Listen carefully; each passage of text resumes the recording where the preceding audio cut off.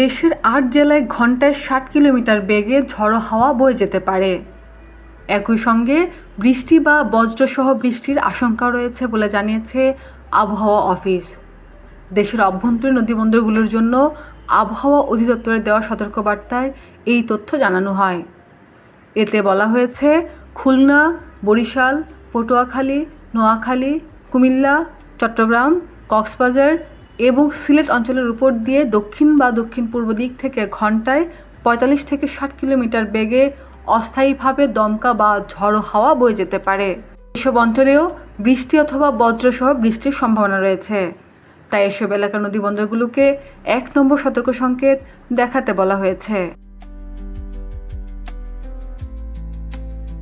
এদিকে বঙ্গোপসাগর এলাকায় সৃষ্ট লঘুচাপটি আরও ঘনীভূত হতে পারে বলে জানিয়েছে আবহাওয়া অধিদপ্তর। এর প্রভাবে আগামী ১৭ থেকে ২১ জুলাই পর্যন্ত দেশের বিভিন্ন অঞ্চলে বৃষ্টি অথবা বজ্রসহ বৃষ্টির পাশাপাশি কোথাও কোথাও ভারী বর্ষণ হতে পারে। সংস্থাটি জানিয়েছে, উত্তর পশ্চিম বঙ্গোপসাগর ও তৎসংলগ্ন উত্তর উড়িষ্যা, পশ্চিমবঙ্গ উপকূলীয় এলাকায় বিরাজমান লঘুচাপটি ঘনীভূত হয়ে সুস্পষ্ট লঘুচাপ আকারে একই এলাকায় অবস্থান করছে।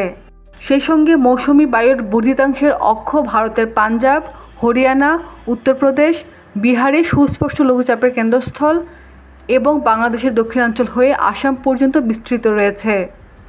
এছাড়া মৌসুমি বায়ু বাংলাদেশের উপর মোটামুটি সক্রিয় এবং উত্তর বঙ্গোপসাগরে প্রবল অবস্থায় রয়েছে।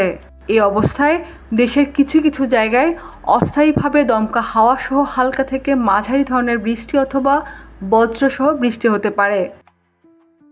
খাদিজা নিপা, দেশ রূপান্তর।